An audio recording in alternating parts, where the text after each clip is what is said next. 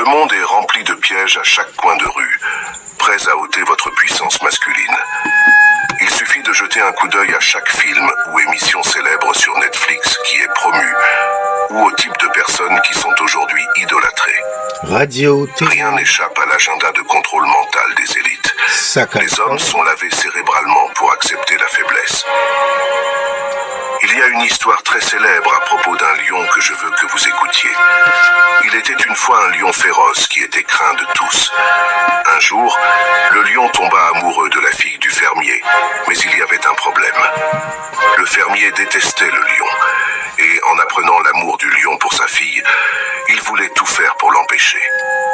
Alors, le fermier rusé appelle le lion et lui dit qu'il ne permettra à celui-ci d'épouser sa fille que sous une condition, qu'il retire ses griffes tranchantes pour la sécurité de sa fille. Le lion pensa, eh bien c'est juste un petit prix pour une grande récompense, pourquoi pas? Le lion se rend sur un rocher et brise ses griffes. Le lendemain, il se rend chez le fermier et dit « Maintenant, je n'ai plus de griffes tranchantes. Maintenant, donnez-moi la main de votre fille en mariage. » Mais le fermier rusé lui dit de faire une chose de plus, qu'il retire ses dents et ses crocs tranchants. Le lion accepte également cette condition et brise ses crocs tranchants. Cependant, lorsque le lion revient chez le fermier le lendemain, le fermier attaque le lion et le tue. Cette fois, le lion n'avait ni griffes ni dents tranchantes pour se défendre. Tout ce qui faisait sa force, il avait choisi de le céder volontairement, un par un. Souvenez-vous, frère, le monde dans lequel vous vivez aujourd'hui n'est pas différent. Il y a des forces beaucoup plus grandes en jeu qui ont soigneusement conçu la matrice pour vous maintenir esclave de vos désirs et impulsions. Et voici la dure vérité. Vous pouvez blâmer le fermier ou les élites autant que vous le souhaitez, mais en fin de compte, c'est le lion qui a choisi volontairement de leur obéir. La force est la vertu que tous les hommes doivent suivre, que ce soit dans la vie professionnelle, financière ou romantique. Tout homme a naturellement le désir de se sentir dominant, fort et puissant, car c'est ce que vous êtes. Tous les hommes désirent une forte impulsion. Beaucoup d'entre nous ne l'ont pas, cette impulsion, parce que nous nous livrons à des comportements qui nous empêchent de devenir les hommes forts que nous étions destinés à être. Aujourd'hui, les hommes se plaignent de tout, dépensent beaucoup d'argent en drogue et en pornographie, et s'excusent même pour des choses qui n'exigent pas d'excuses. Cela dit, examinons les 7 choses et habitudes qui affaiblissent les hommes. Mais avant de commencer, veuillez vérifier votre abonnement à cette chaîne. Cette vidéo a été réalisée avec beaucoup de soin et mérite votre attention. Si vous l'appréciez, activez la cloche de notification pour ne manquer aucune autre vidéo. Et comme d'habitude, ne soyez pas faible. Restez jusqu'à la fin. Échec à assumer la responsabilité. Revenons à l'histoire du lion et de la fille du fermier. La principale raison pour laquelle le lion perd tout à la fin réside dans son manque de conscience de sa responsabilité. Sa responsabilité était de vivre en tant que lion. Ses crocs et ses griffes tranchantes faisaient partie de ceux qui le rendaient lion, mais il a oublié cette responsabilité et a choisi de l'abandonner. Il en va de même dans votre vie. Assumez vos responsabilités avec fierté. Je veux que vous disiez avec moi, je vais honorer mes responsabilités avec fierté, car elles sont ce qui fait de moi un homme. Le jour où vous choisissez de fuir vos responsabilités est le jour où vous choisissez d'abandonner complètement votre masculinité. Je veux que vous mémorisiez cette citation. Le prix de la grandeur est la responsabilité. Écoutez encore une fois. Le prix de la grandeur est la responsabilité. Le prix de la grandeur. Ne manquez pas l'occasion de maîtriser vos émotions. Achetez dès maintenant notre e-book de connaissance de soi. Cliquez sur le lien dans le premier commentaire épinglé et libérez votre véritable potentiel. Numéro 3. Fuir l'échec. C'est un défi pour de nombreux hommes de nos jours. La plupart des hommes choisissent toujours le confort plutôt que la croissance. Rappelez-vous que la croissance est douloureuse et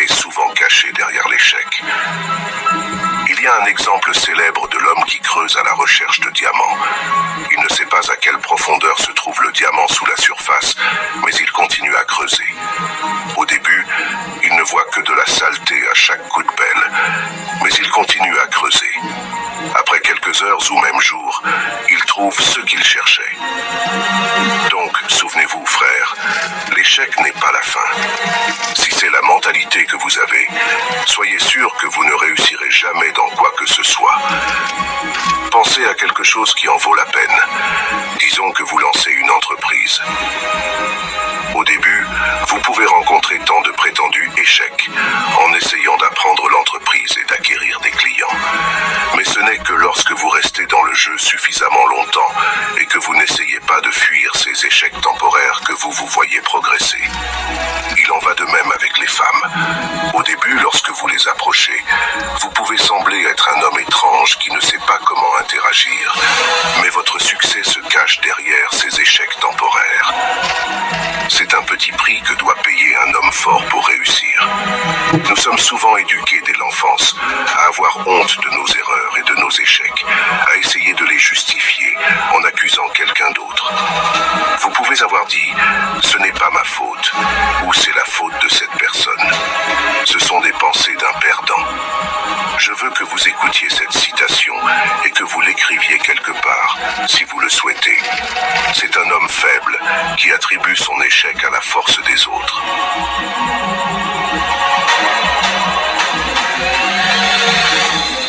Numéro 4. Soumission à des lois futiles trop facilement. Vous voulez connaître la différence entre un lâche et un homme de grande valeur. C'est simple. Le lâche se rangera toujours du côté de la majorité, même si ce qu'ils disent est clairement faux. Et le pire, c'est que le lâche s'attend à ce que l'homme de grande valeur se soumette également à ces lois et règlements futiles et néfastes. Un homme de grande valeur examine toujours et juge tout avant de décider de suivre. Dans le monde d'aujourd'hui, nous avons été tellement conditionnés à penser que vous ne devriez pas juger ou que vous ne devriez pas faire ceci ou cela. Cela devient incontrôlable. Vous n'êtes qu'une marionnette et un rat de laboratoire à ce stade. Vous vous soumettez à toutes les agendas et lois qu'il crée. Il n'y a rien de mal à obéir, mais obéissez seulement à ce qui est aligné avec votre objectif, votre mission, et surtout, la loi de Dieu. Rien n'est au-dessus de la loi du Tout-Puissant.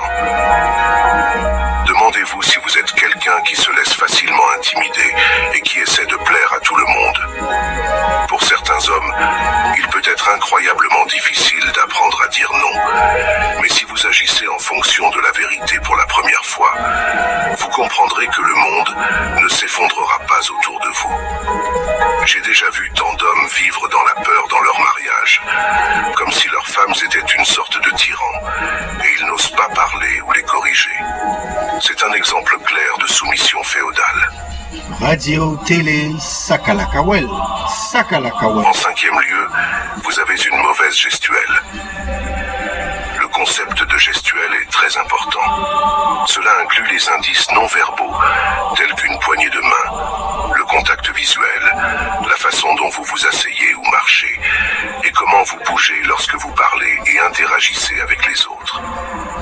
Les gens peuvent percevoir si vous êtes un homme fort ou faible par votre gestuelle.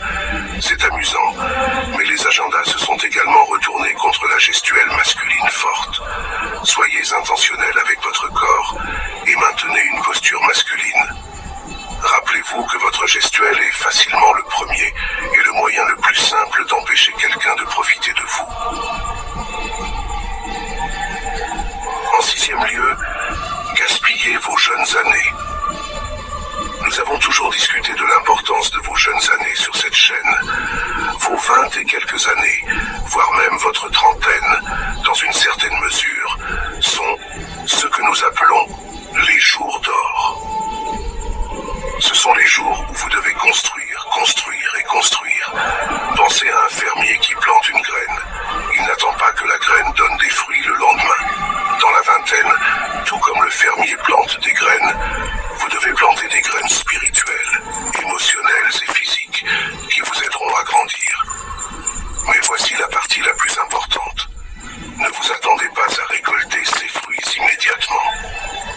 Continuez simplement à planter. Avant de vous en rendre compte, vous aurez planté des forêts et des jardins qui attirent le bon